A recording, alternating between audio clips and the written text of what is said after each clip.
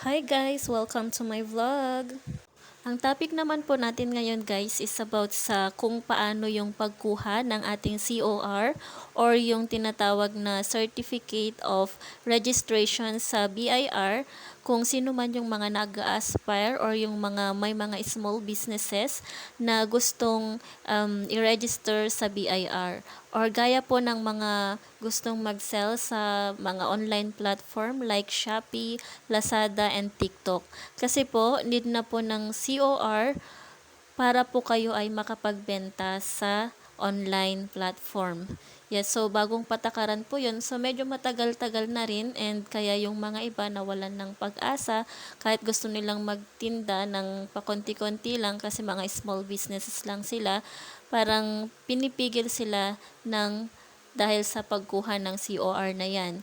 So, paano po ba yung pagkuha ng COR at madali lang ba ito or ano ba yung mga kailangan natin para tayo ay makapag-register or makakuha tayo ng ating certificate sa BIR?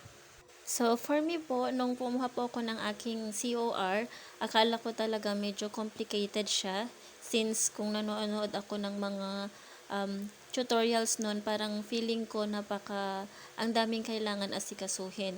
Pero nung nag-process na ako, madali lang pala siya. Para sa akin po, medyo madali lang naman pala talaga siya.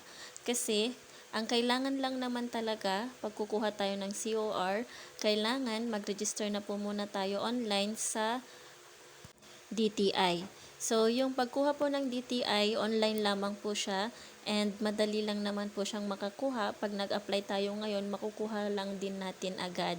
So, yung sa DTI po, marami po yung nagtatanong kung ano nga po ba yung kukunin, kung yung sa barangay, municipal or nationwide. Kasi ang akala natin, since nationwide tayo magbebenta like Shopee, Lazada, or TikTok, ang akala natin kailangan sa nationwide yung i-click natin which is nasa 1,000 yung babayaran. Unlike pagka barangay, 200 lamang po siya and then pag municipality is 500, regional is 1,000 and then pag nationwide is 2,000. So, napakalaki po nung difference nun.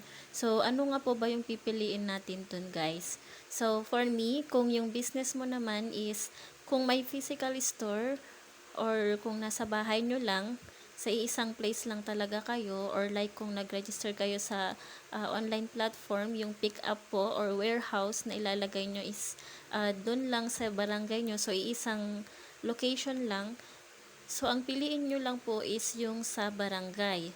Pero kung balak nyo naman po na i-expand yung business nyo, magtatayo kayo ng uh, ibang branch sa ibang lugar or sa municipalities ninyo, ibang barangay, then yung ang kukunin nyo is yung municipality. So, that is for 500. And then, kung talagang marami yung branches ng business nyo, then pilin nyo yung regional or yung national kung talagang gusto nyong magpatayo ng branch sa buong Pilipinas. So, yun po.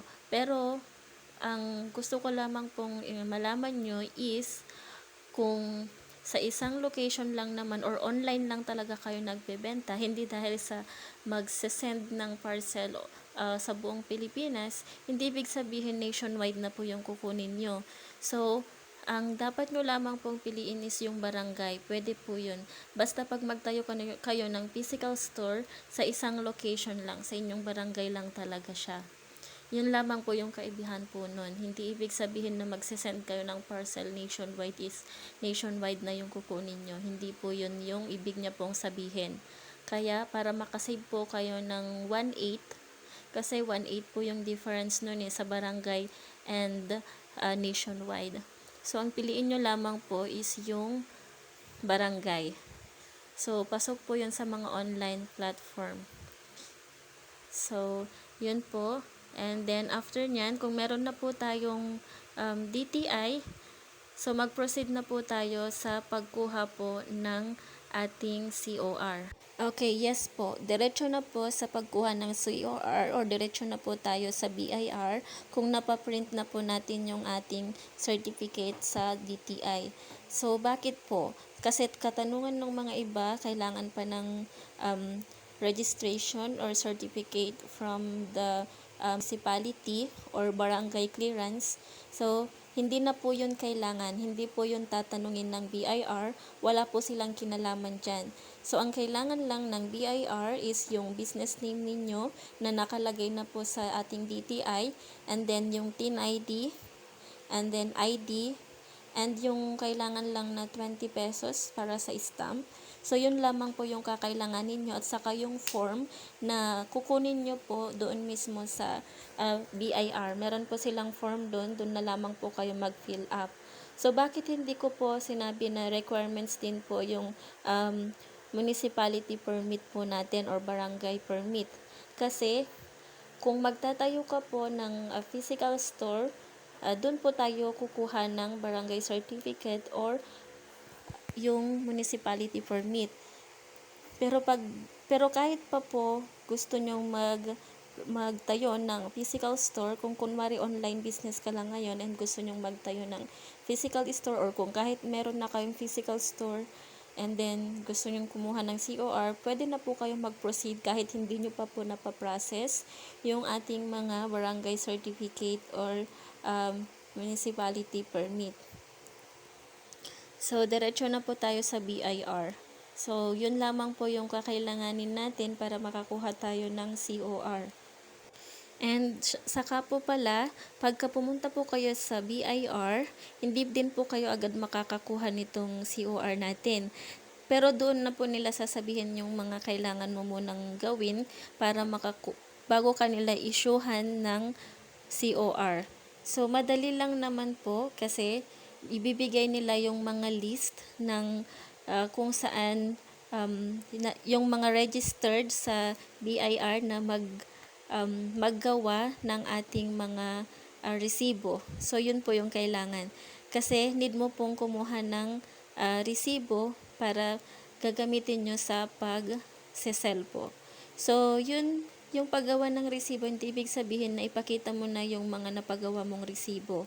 So, kailangan meron muna yung, kunwari ibibigay nila yung mga list ng mga nagpiprint, and then pupunta ka lang doon sa pinakamalapit kung saan nyo preferred, and gagawan lang po kayo ng layout. Yun, ipiprint nila yung layout and then magbabayad kayo kung magkano yung presyo nila. So, yung sa akin po, yung nabili ko is yung 10 na booklet ng resibo is 1.5 ata yun. Yes po, 1.5 siya. 10 pieces na po yun. And then, ang ibibigay lang muna nila sa inyo is yung layout. Yun lamang po yung ipapakita nyo sa BIR. And then, pifill upan po nila yung nasa last page ata yun ng sa registration form na kinuha nyo sa BIR.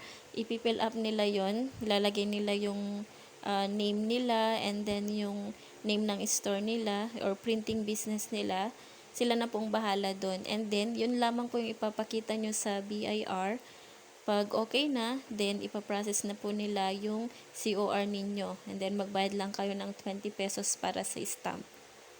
And yun po, tapos na. And then, sa resibo naman po, kung kailan yung sinabi nung printing services na kukunin or ipapadala sa bahay nyo, yun po, wala na pong kinalaman yun sa BIR as long as nakita nila yung layout mo na pinagawa mo sa printing service. So guys, hindi po basta-basta na magpa-print po tayo ng mga invoices po natin. So, kailangan sa mga accredited lang po na printing services ng BIR tayo pagpapaprint. Kaya nga po meron po yung authority to print na certificate po natin na ibibigay ng BIR. So, pag na-process na po lahat, ito po yung mga certificate samples na mare-receive nyo. So, yung una po, yung 2303, yan na po yung sinatawag na COR or Certificate of Registration. And then, yung pangalawa is yan po yung authority to print. So, every time na magpapaprint ulit po tayo, yan po yung papakita natin. And then, yung isa na kulay green, yan po yung kalimitang nakikita natin sa mga companies or sa mga stores na nakaregister sa BIR, nakalagay dyan na this establishment must issue invoice or receipt.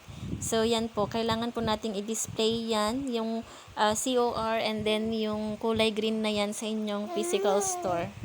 So, yun lamang po. I hope na may natutunan kayo sa aking video. And kung may katanungan po kayo, mag-comment lamang po kayo sa comment section. And sasagutin po natin yan as soon as possible. So, thank you po for watching.